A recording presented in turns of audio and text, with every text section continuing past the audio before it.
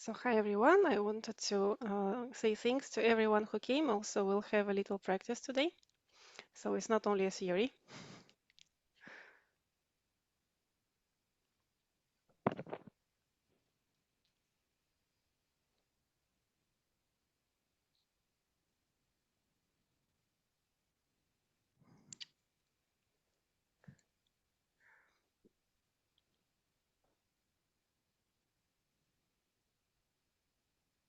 Are we supposed to hear from? No, I think it will only let us. So I hope that this can help everyone who has troubles with visualization, and the practice that we'll be doing will also be helpful for you, I hope.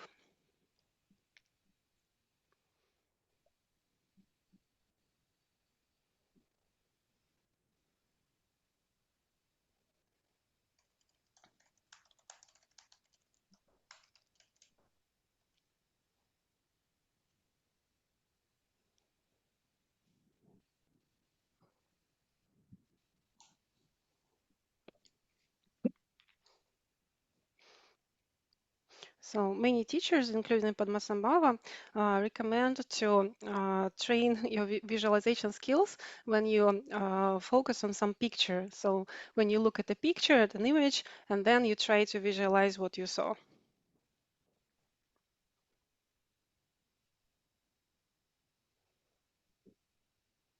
Может, ты можешь продолжать говорить, пока он меня переводит?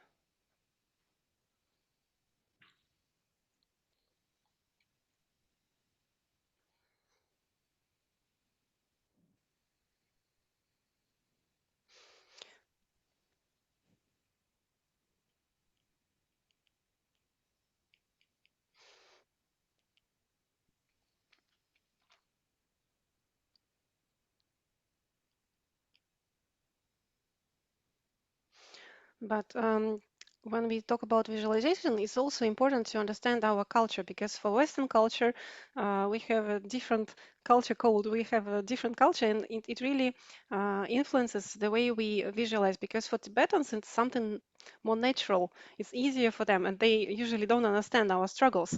But for us, it's important to understand our background.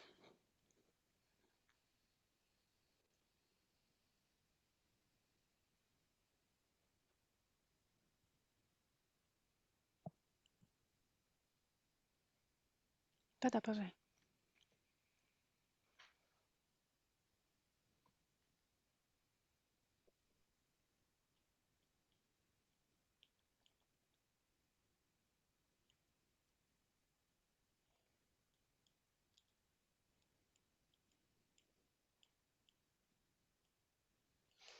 So when we see at Hanka, like Gonpo Wangyal, and when we see that he is wearing human skin, like clothes made of human skin, but for us it's not a sign of compassion. So for us it just looks strange, but for Tibetans it's very understandable. Okay, so this means compassion.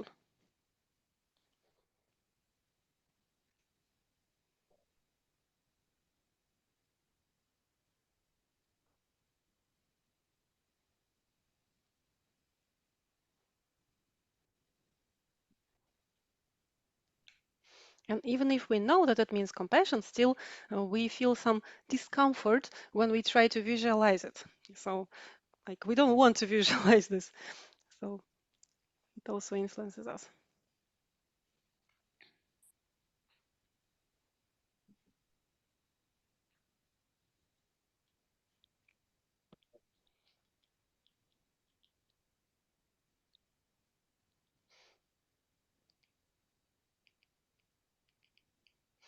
So this is because we grew up in Christian mentality and Christian culture, and in Christian culture, so human skin is associated with health, like maybe devils in hells, like strip people out of their skin. But when it's about something good, it should be like angels, or like I don't know, with fluffy wings and something like that.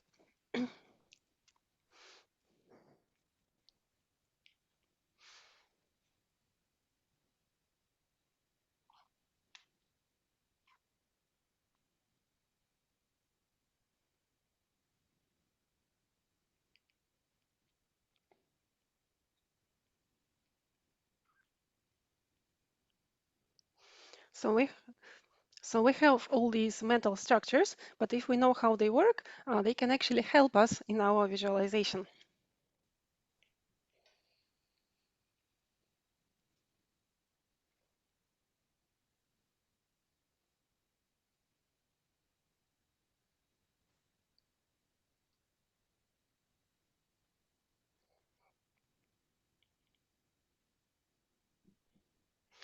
So we can think of every object or every phenomena as consisting of details, of little parts.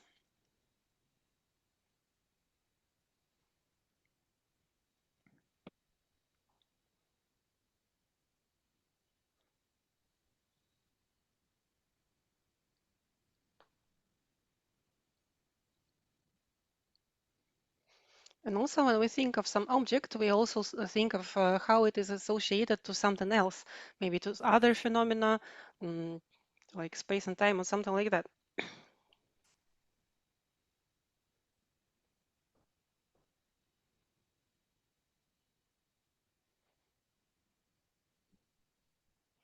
And also when we see some object, we automatically have this reaction, if we like it or don't like it, or maybe we have a neutral reaction, like we know from the five skandhas, right?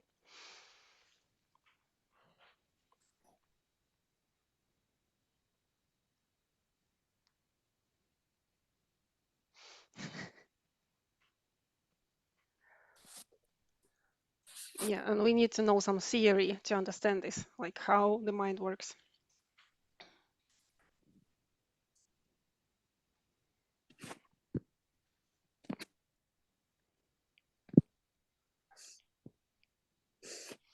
And we might think, so where is our memory stored? Where is all our experience that we got during all long kalpas of all our lives?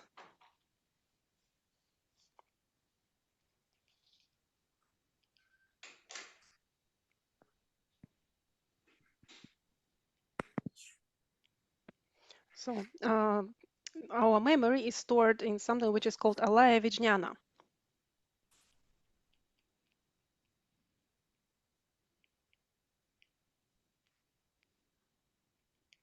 So it's a Sanskrit word which means consciousness, which is the basis of everything.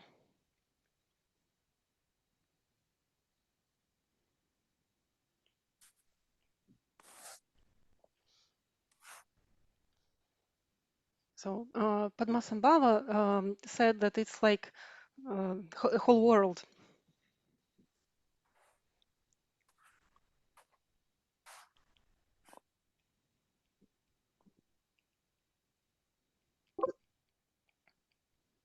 And Dujong Limpa also said that it's not knowable, it's not possible to fully understand it.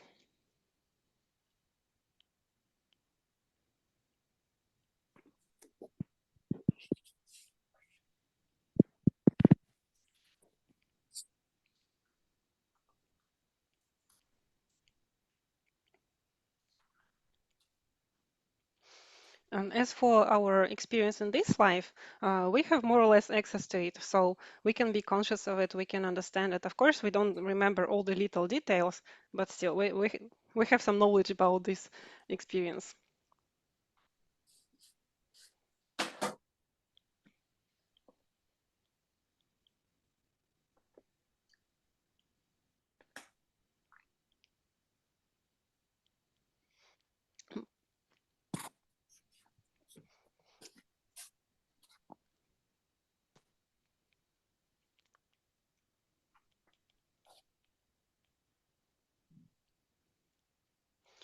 But our experience from previous lives, we don't have access to it with our regular consciousness, but it's all stored in Alaya Vijnana, which has access to it and which operates from it.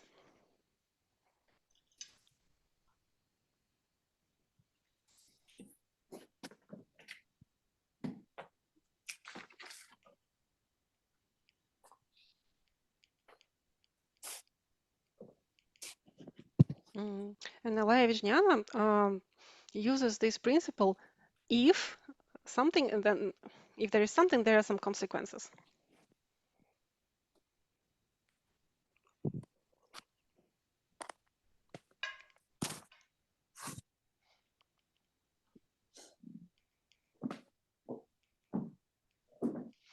For example, if you win a lottery, it goes from your past karma because maybe sometime in your previous lives you helped a beggar or someone who didn't have money, and now in this life you have this karma of getting money.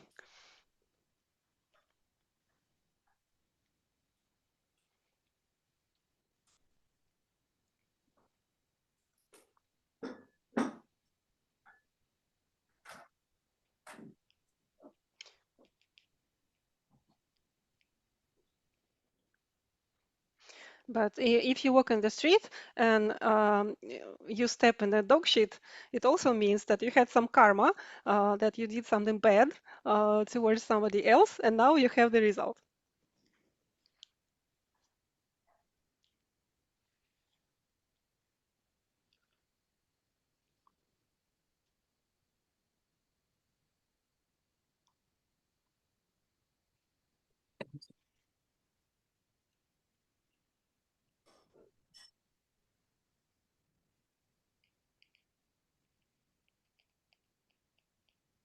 But still, for Alaya Vijnana, there is no good experience or bad experience.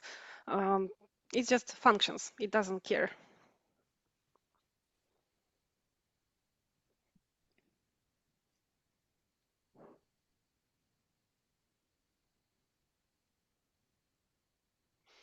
So it just stores the experience and uses it in the future.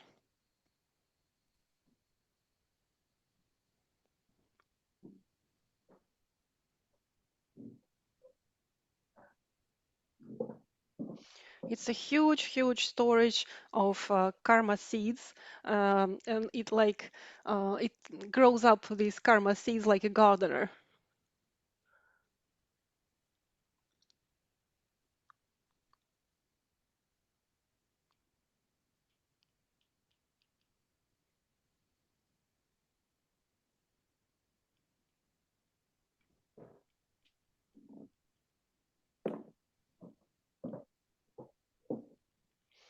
We also can compare it with a huge puzzle with lots of details, and on the basis of this puzzle, our reality is constructed. It might be our individual reality, or sometimes we collectively see something in a particular way.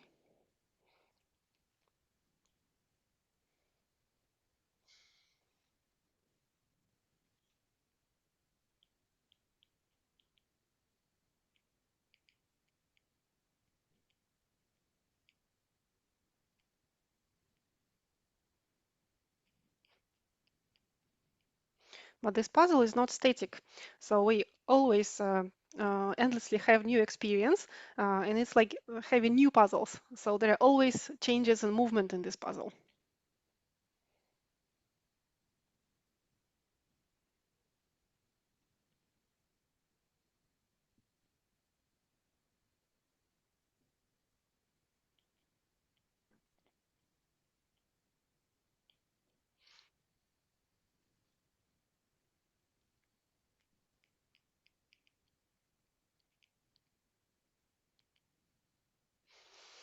So every moment this puzzle changes, and we can think of it as changing not only like in a linear way, but also in the depth. So it changes in several dimensions.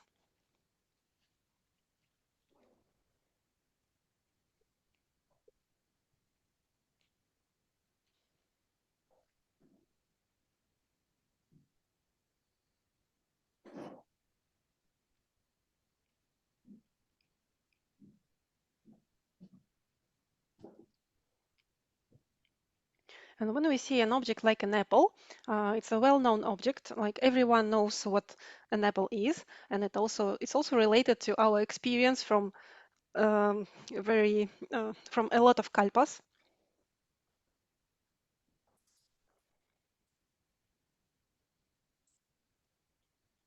Of course,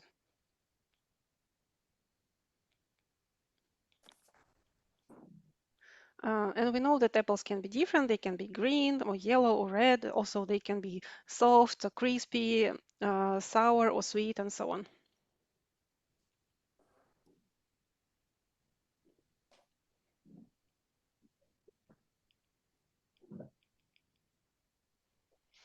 Also, during all our life, of course, we saw lots of other apples like small and big, like rotten or fresh, and many other kinds of apples.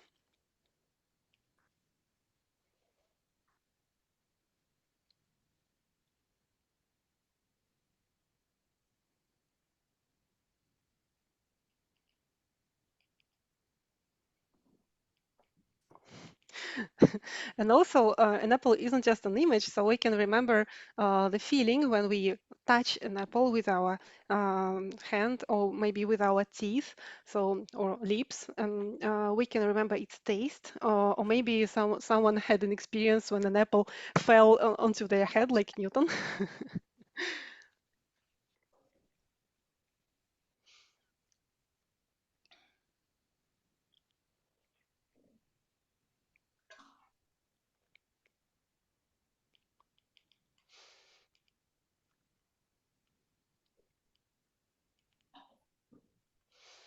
And we can make many things with apples. So we can make a pie, we can make a drink, and we know that many animals or insects also might like apples.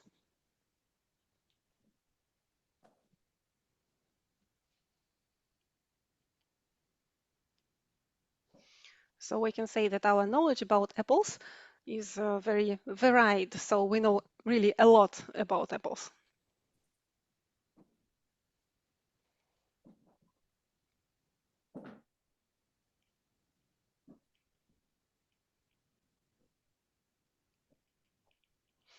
Also, our perception of apples depends on our karma. So if we had positive karma about apples, then we can happily enjoy them.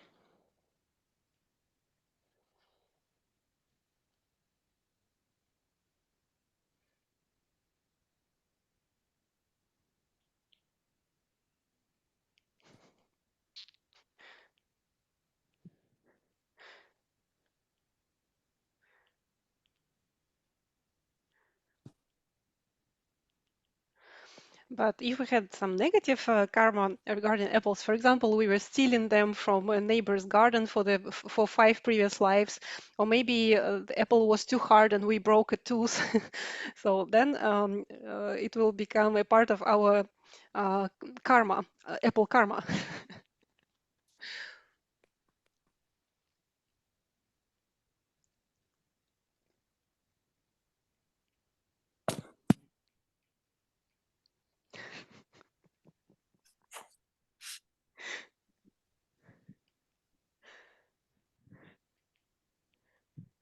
But if we, for example, stole several apples, but we gave one of these apples to a hungry animal, then this positive karma will be more significant than our negative karma because positive karma is more important.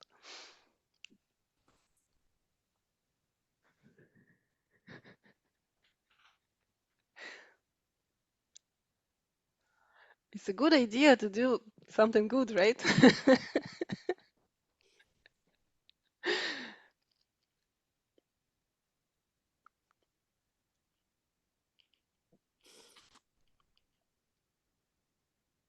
So, an apple is quite a simple object if we think of it. So it's more simple than, for example, a smartphone. But still, this image consists of several parts.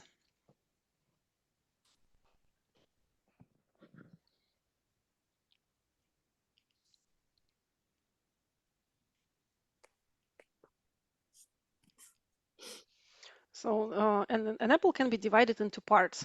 So it has seeds, it has skin, it has like flesh, and so on. And we can think of it as fruit or food or in different other ways.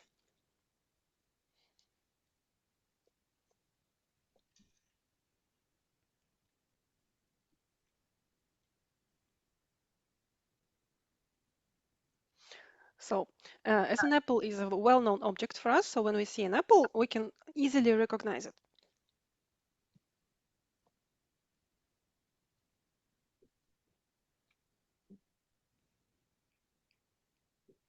But in our perception, we usually don't divide it into details. So when we see an apple, we don't think of skin as something separate or like seeds as something separate and so on.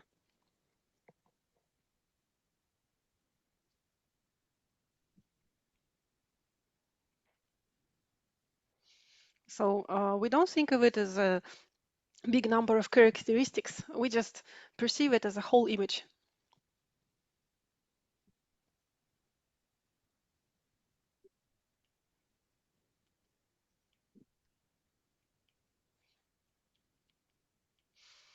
So we are not an observer of an apple, which consists of many different parts.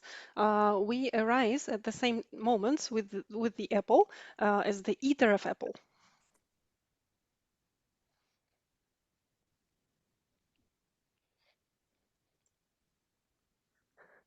Oh, someone is asking where the guidance on visualization. Actually, this is the guidance on visualization because an apple is an example of a knowable object, of a well-known object, which is easy to visualize. And later she will say that Padmasambhava is more difficult to visualize than an apple. So just wait for it. Yeah, this is not only about apples.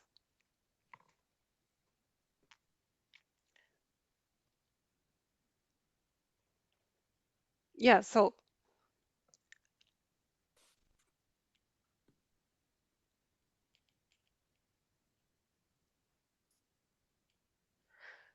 if we decide to visualize an apple, a simple object, for our Alaya Vijnana, it's not different from reality. So our Alaya Vijnana sees it as like something real. So our visualization is perceived as real.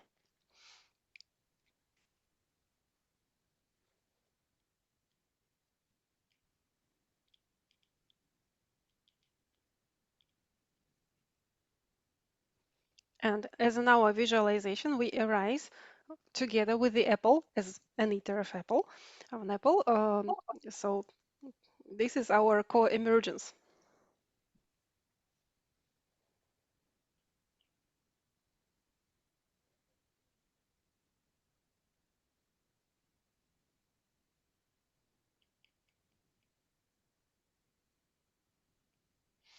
And at the beginning, I said that many teachers recommend to look at an image as a means for our visualization. So it's easier to visualize something if you look at something.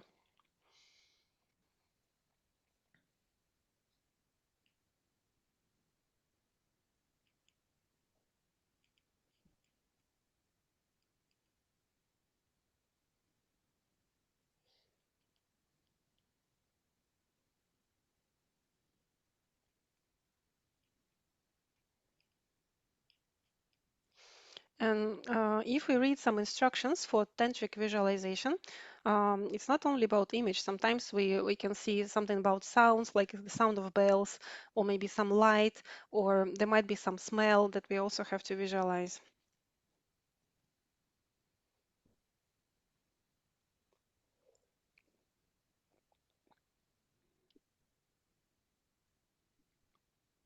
And we shouldn't ignore these other senses. So if in the text, in these instructions for visualization, we don't have all these details, then we can try to find the information about these extra details.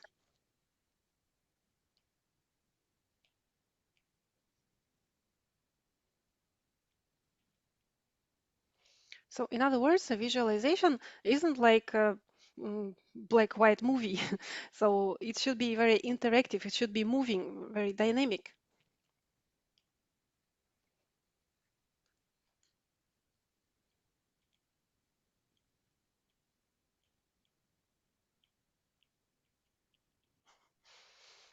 If we visualize like a deity, a figure, so it's not flat. So uh, it's three-dimensional. And if, for example, there's a scarf, so it's not like it's put on glue, so it can move.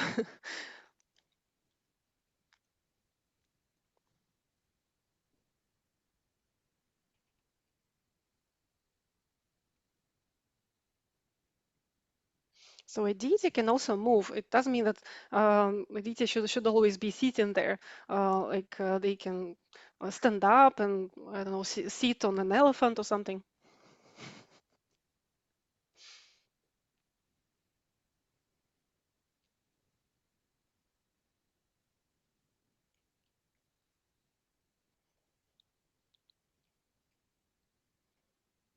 And for example, we know that Vajrasattva has this slightly tilted head to the left and looks at us with lots of love in his gaze.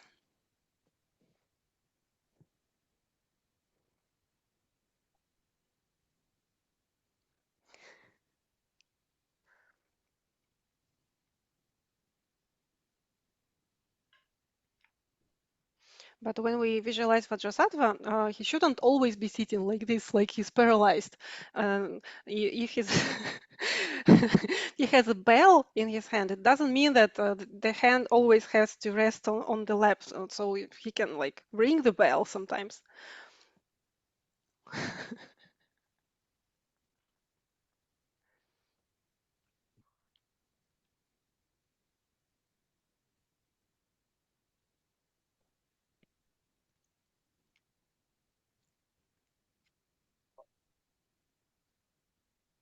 And your visualization are also not static. So you can move, you can smell something, you can walk or do various things.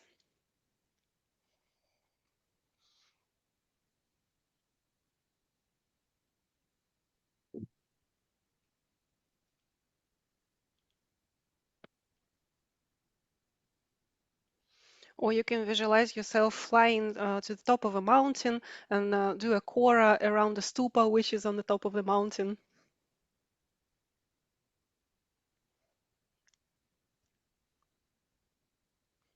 You can fly to Guru Rinpoche and prostrate before him.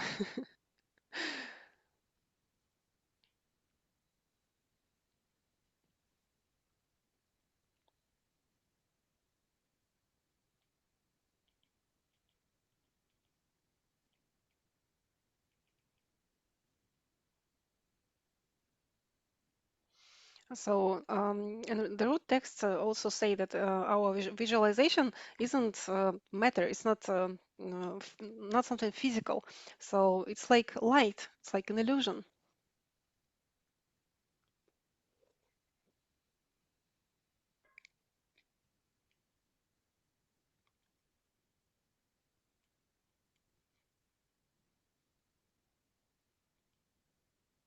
But still, we can perceive our visualization with our five senses. So we can see something, we can hear something, touch something, smell something.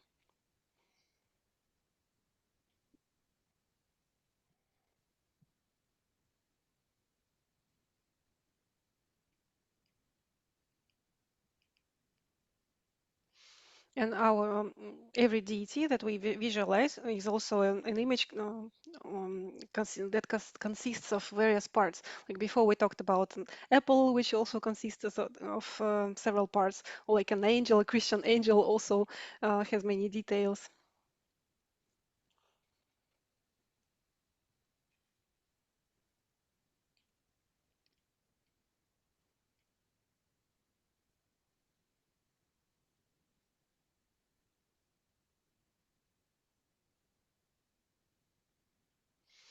And we can think of each element of the visualization as something that also consists of elements, and we can build the visualization part by part. And also we arise together with this visualization also part by part, so gradually.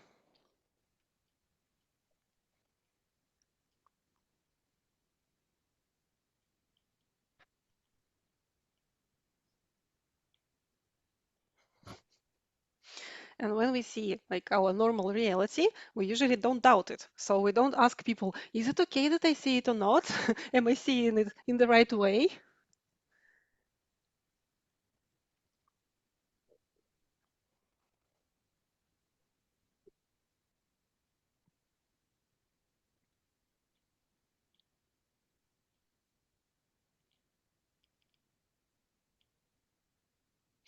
So it's something like automatic. It's an automatic process, and the things we usually see are inseparable from our mind. So like reflections in the mirror.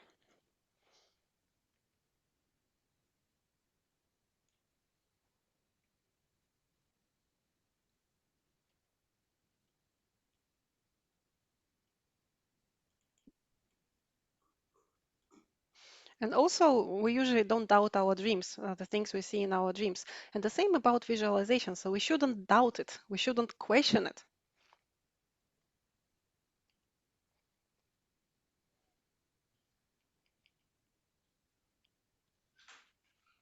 So this our visualization is the same kind of flow as all the other realities.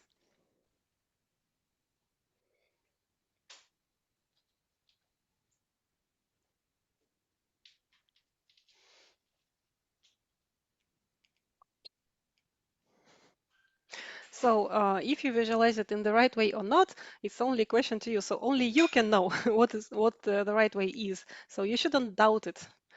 So you shouldn't be thinking, oh, is it okay? Is it okay?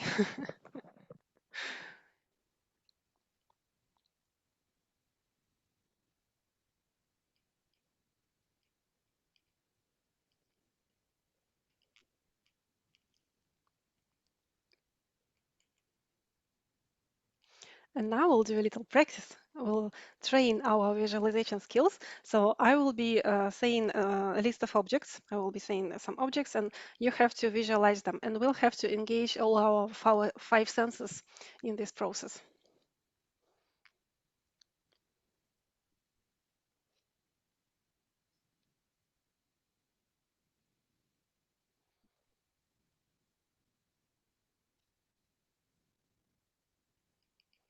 And at the beginning, it will be a little easier, then it will become a little more complex. And your posture can be any, so you can be sitting or lying down.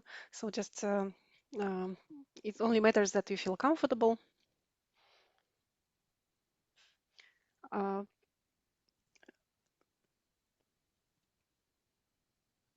yeah, your eyes can be open or closed. Is that it doesn't matter.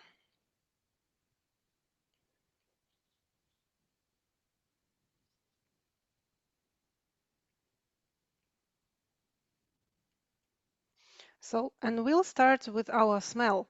So I will be saying some words, and you have to imagine or visualize these things.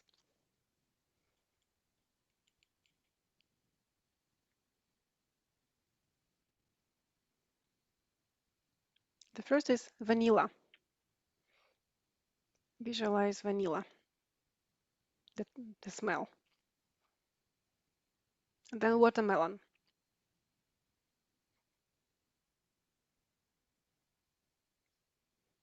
garlic,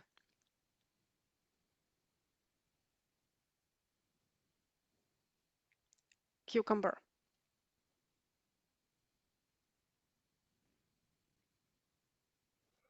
a dirty sock,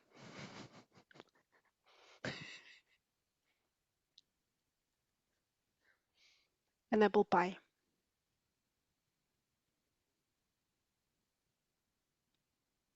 mulled wine,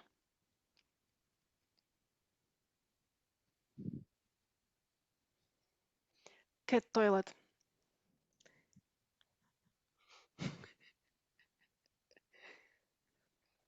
metro,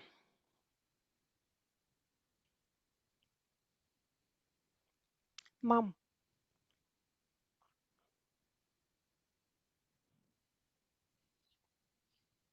And now the hearing. So now you have to imagine or visualize sounds.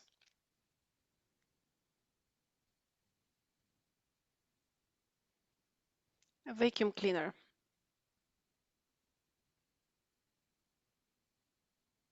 popcorn,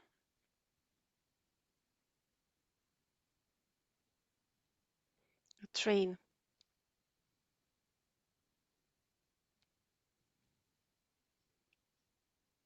a metal spoon falls on the floor,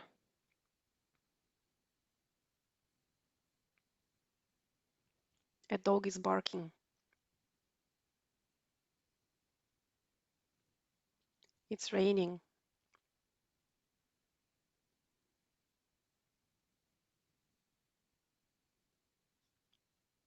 your mobile phone rings,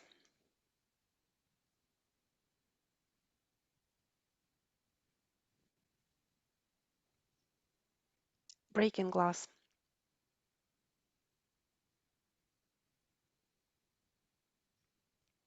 A fly is buzzing.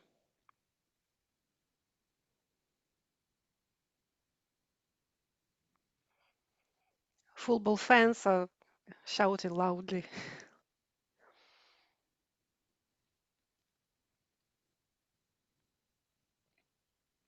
Now the sight, so you have to visualize what you see.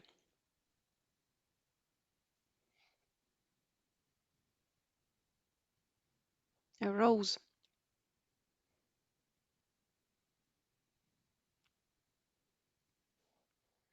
um, a golden colored dog,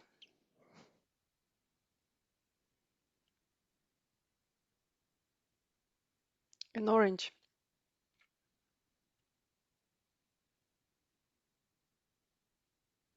a white plate,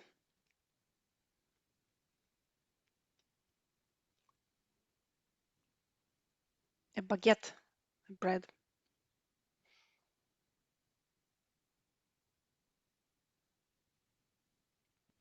light blue shirt,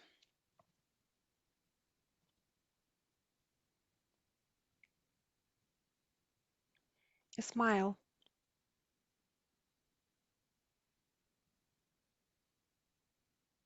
a rainbow.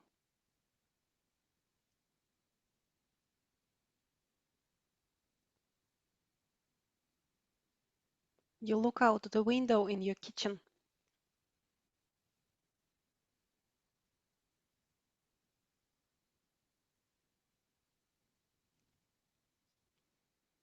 You see a mirror and your reflection in it.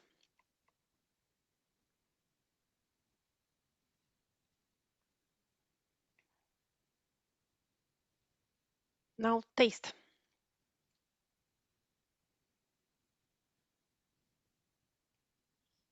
Cherry, Coca-Cola,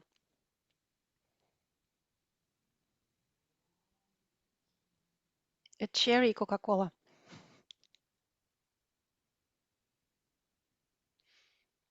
pizza, beer, aspirin, medicine,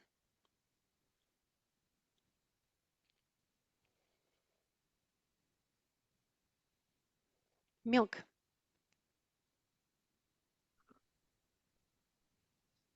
an apple pie,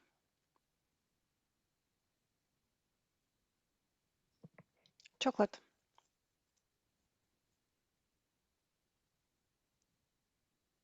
Blood.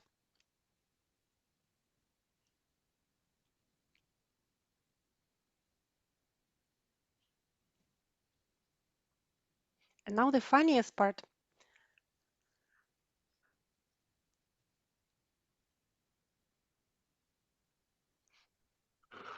Mhm, mhm. And now sensation. And sensation isn't only about skin. So you might feel something like inside your mouth or like with your eyes or something. But anyway, this is this will be about sensation.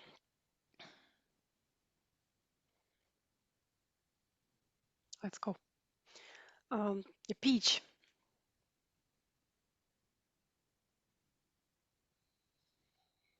cuff,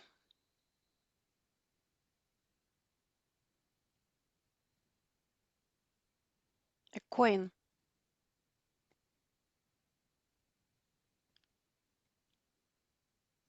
a yawn, yawning.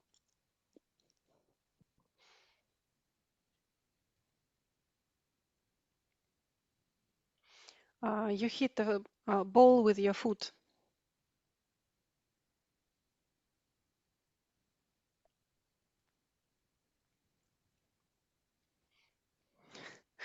Your little finger, your little toe on your right foot hits the leg of a chair or a table.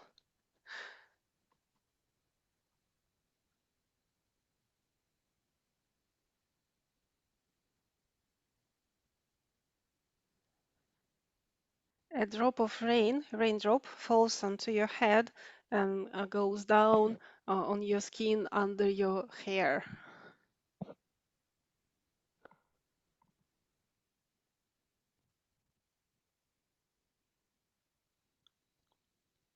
A mosquito bites your left temple.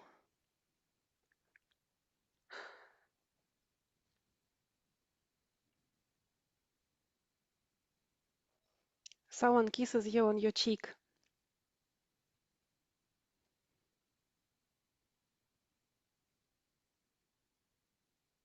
Mother.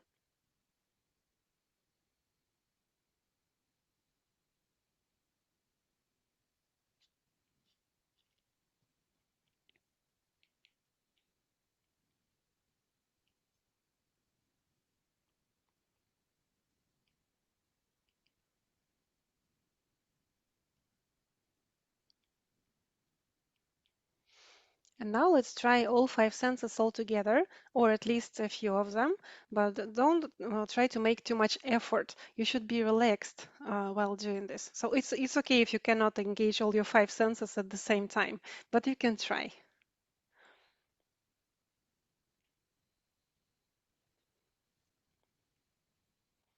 Smoke,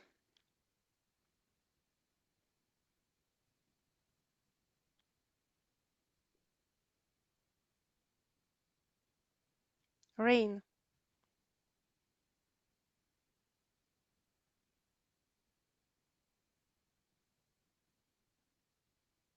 wind,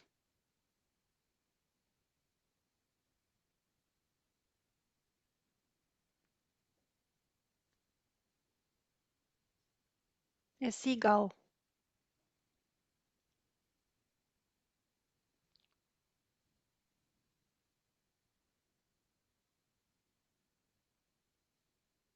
an apple pie,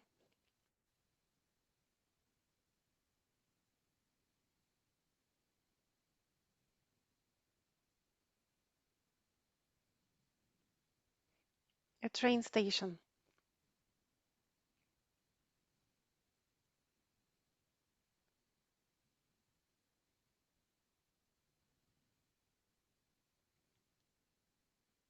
Sparkling water.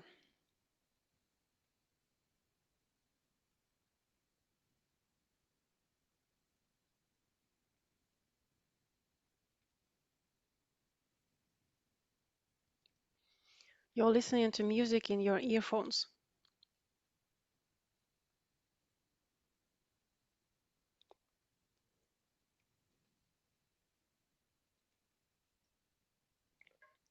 You're reading a book, a paper book.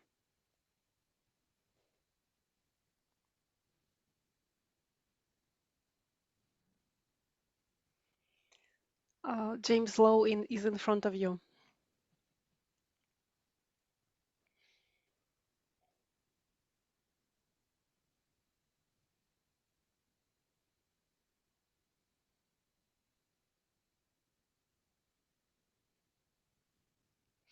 That's the end of the exercise.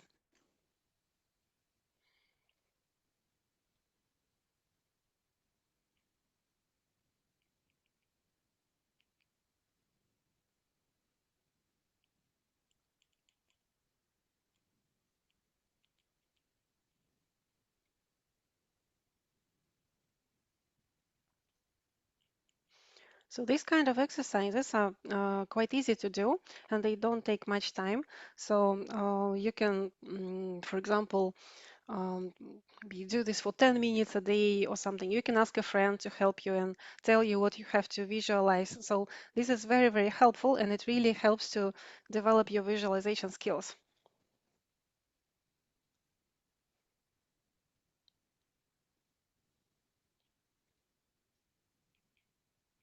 And how can this help us with our tantric visualization?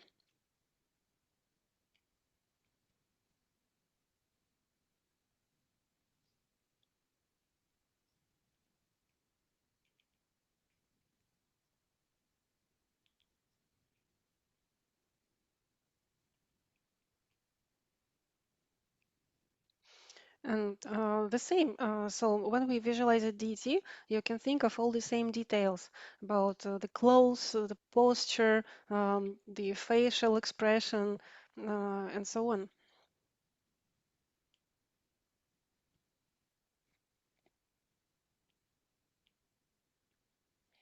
So you can think of all the attributes, the jewelry, all the clothes, so details of clothing.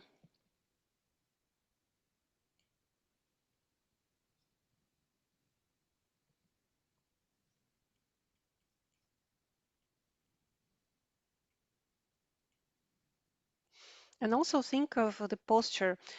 Is there some movement in it, like Vajrasattva, which slightly tilts his head on the left side, to the left?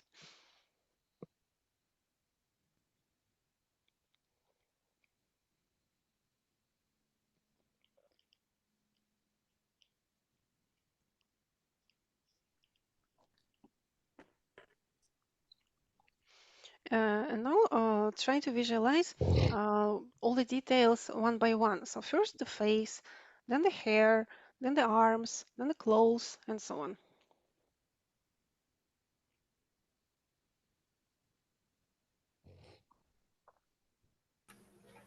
You can even say it in your mind. So now I'm visualizing the face and so on, all the other details.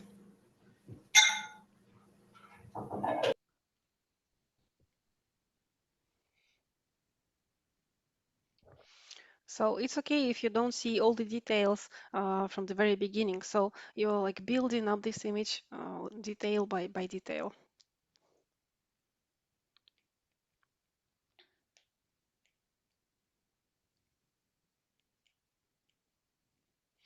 And we cannot say two words at the same time. We can think two thoughts at the same time.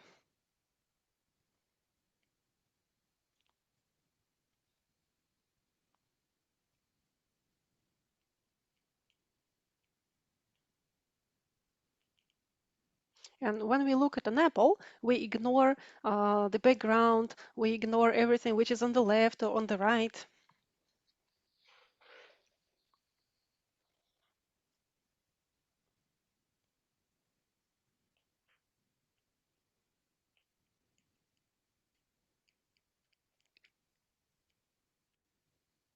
But if we see a dark spot on the apple, so we're going to ignore the apple. So we'll only be looking at this dark spot and wonder, is it rotten or not? Is it okay to eat it?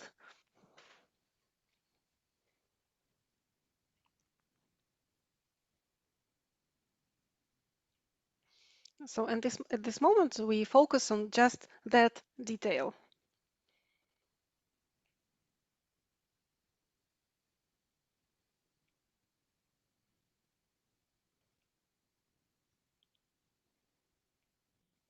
So when you visualize some little detail, like jewelry or something, so it's okay if the rest of the image is like blurry when you don't see it very clearly.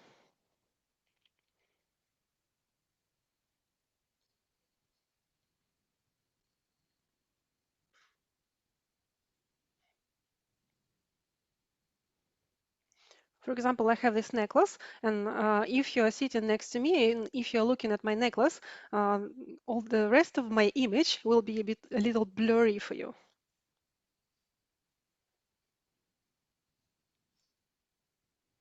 But it doesn't mean that I disappeared or I'm not sitting here.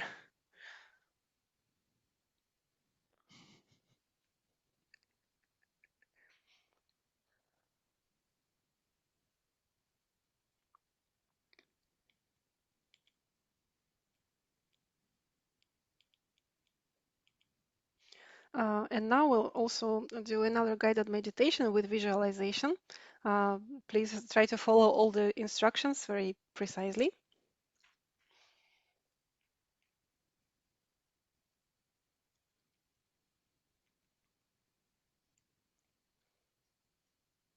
From time to time, I will clap my hands so that you don't fall asleep.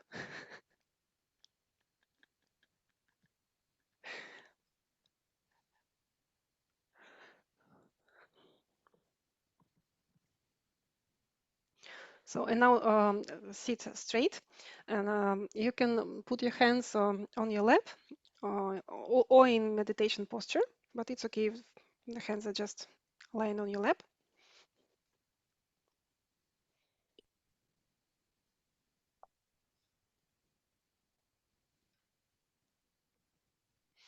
So your chin should be a little bit down, but not too much. So you shouldn't rest on your neck, but just slightly tilted down.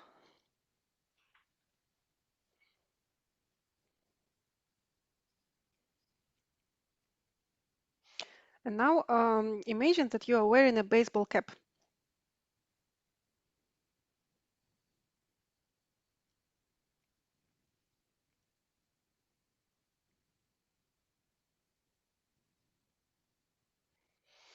And this cap has this front part. I'm sorry, I don't know what it's called, but this front part of the baseball cap, which you always see and you cannot ignore it. So when you look somewhere, you always also see this cap on your um, forehead.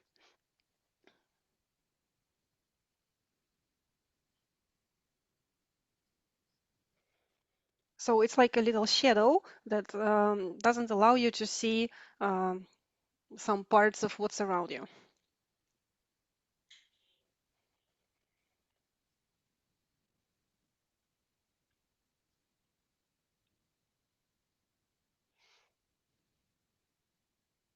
And now look into the space before you, about an arm's length.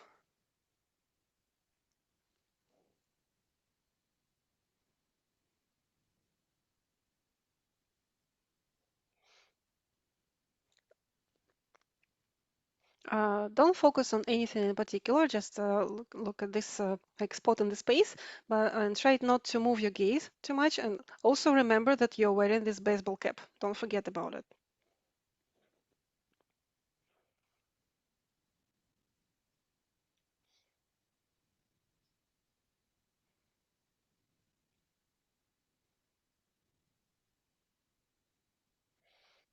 And now you're looking in front, but then this shadow, which the cap is giving you, isn't just a shadow, but there is a little window in it, and there's some light that comes through it.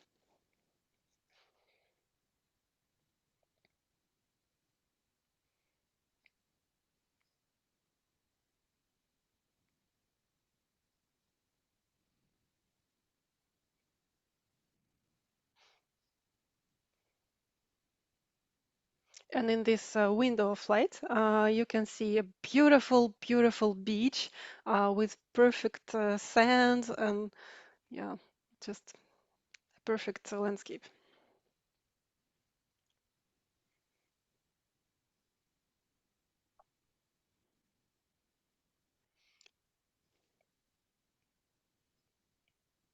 You see blue sky with some clouds, and the sun is shining through the clouds.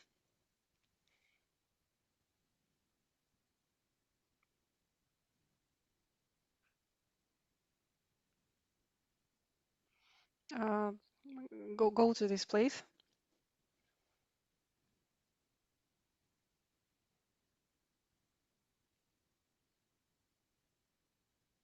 Now you're on the beach. Your feet can feel the warm sand.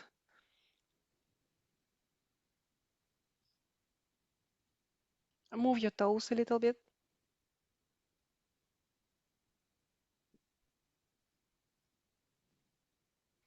You can feel dry sand with your toes and between your toes.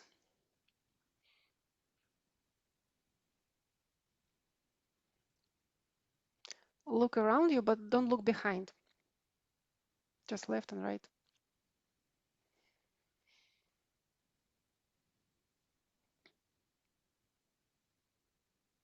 You can see endless beach on the left and on the right.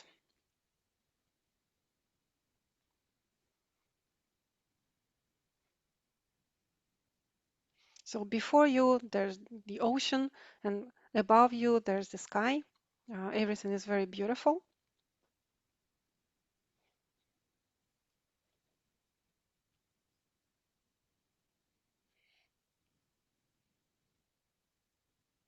You take a few steps towards the water, and the water is very calm.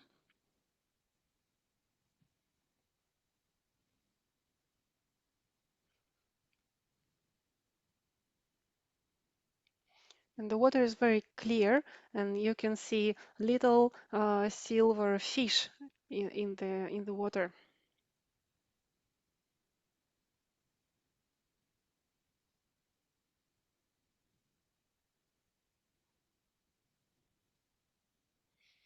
And you can see that the bottom of the sea isn't just flat, so you can see um, like some marks of toes there.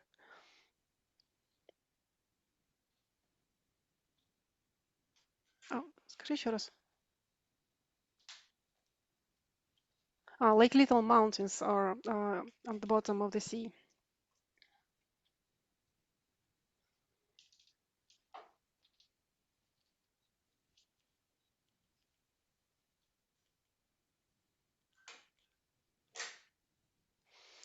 And now go into the water and feel the difference between the warm sand on the beach and the sand in the water. Like on the beach it was dry, now it's not dry. Yeah, you can walk around a little bit in the water. You can you can jump and there will be splashes of water around you.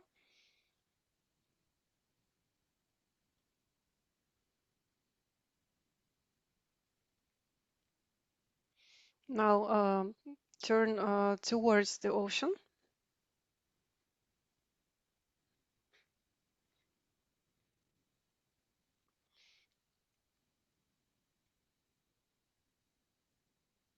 Now put your hands on your lap and fall back into the reality. Like fall on your back and then into the reality again.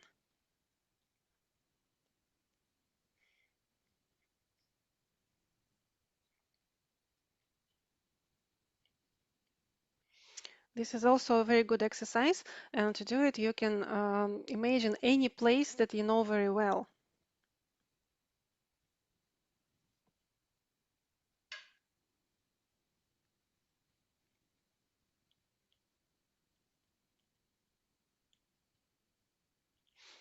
And there are a few other exercises which I could tell you, but our time is running up, is running out. So maybe we can have another meeting and do more exercises like this and just the practice.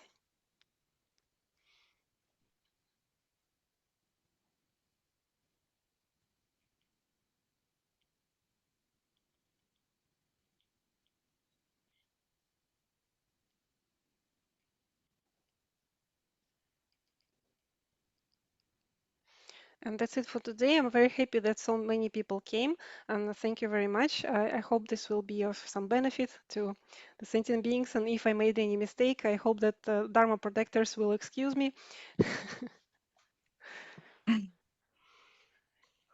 And now let's dedicate the merit. Should I do it or something? Yeah, I have the text. Mhm.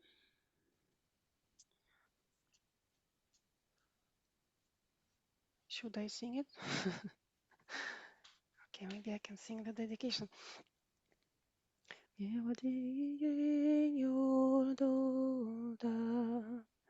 Orge lama drogyorne drovaci jamalopa dei sala goparsho.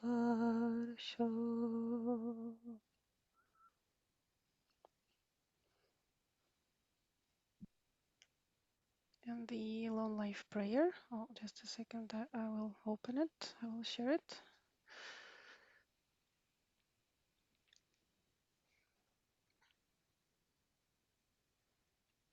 Namo Kandro Yonki Samo De Baje Selza Doje Pamo Dang Riki Dangmo Sangwa Yeshe Yung Masin Kandro Toki Dento Yi 좀 서로의 잡에 당겨지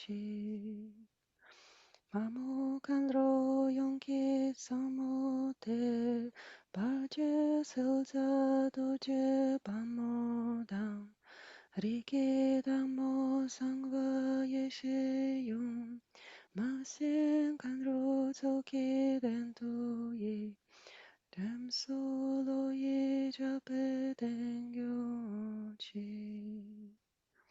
마모간로 용기 서모대 바지서 자도 제밤모당 리게당 모상과의 시용 마생간로 저기 된도이 잼솔로이 잡에 당겨지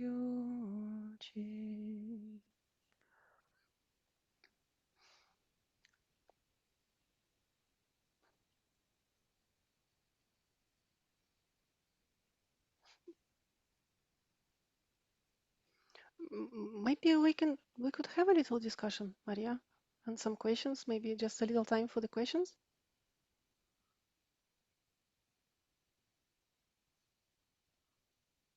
Oh, you have to go. Oh, she has to go. Yeah, so maybe next time if we have another meeting, we can discuss a little bit about the struggles.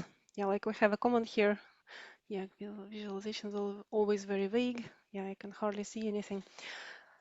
I can feel your pain. At least we have a good teacher with us who can explain what to do.